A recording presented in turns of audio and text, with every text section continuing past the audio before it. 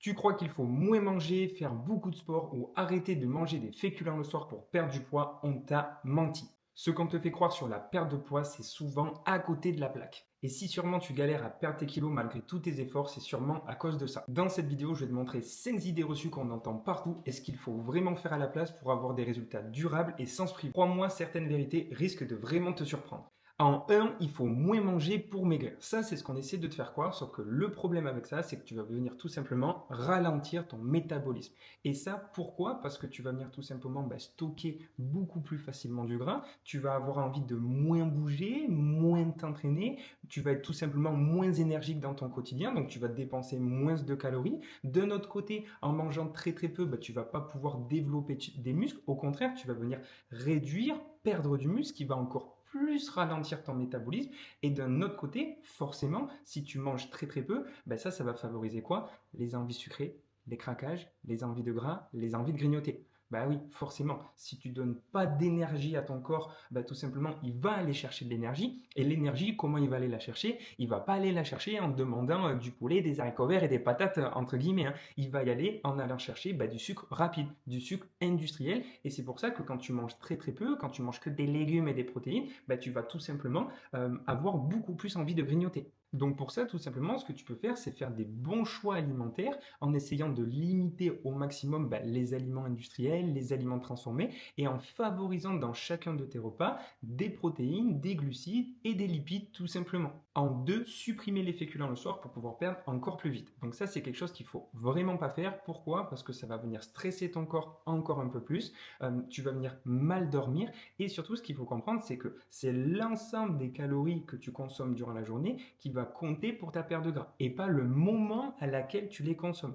Donc, c'est-à-dire que si tu répartis tes 2000 calories en 3 repas tout au long de la journée ou tes 2000 calories, entre guillemets, en un seul gros repas le soir, ça aura le même impact sur la perte de gras.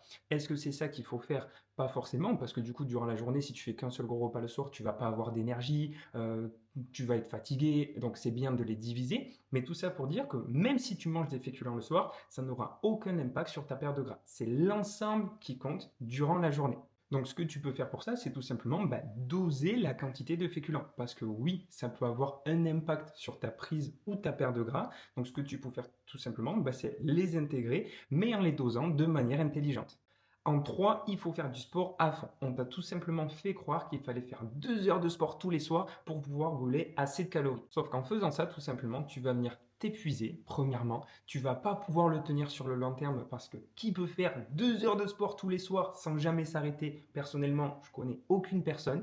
D'un autre côté, forcément, vu que tu en demandes beaucoup plus à ton corps, tu vas avoir beaucoup plus faim. Et d'un autre côté, tu vas penser tout simplement que parce que tu fais beaucoup de sport, tu peux t'autoriser, entre guillemets, de manger énormément et tout et n'importe quoi. Or, ce n'est pas comme ça que ça fonctionne. Ce que je te conseille, tout simplement, c'est de faire des entraînements courts, réguliers et surtout à ton niveau que tu vas pouvoir répéter toutes les semaines.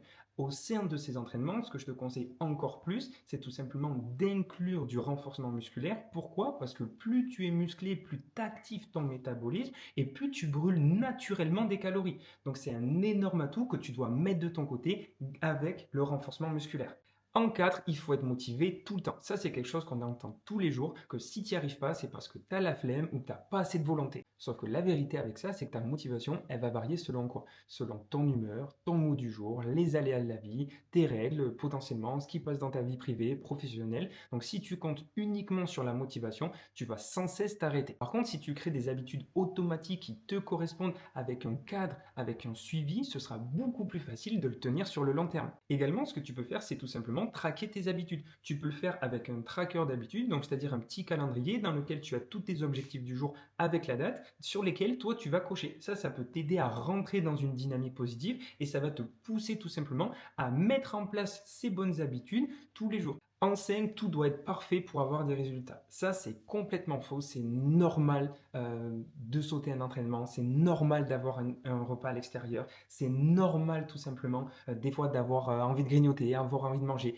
Et surtout, ce qu'il faut que tu comprennes, c'est que tu n'es pas obligé, justement, que tout soit parfait pour avoir des résultats.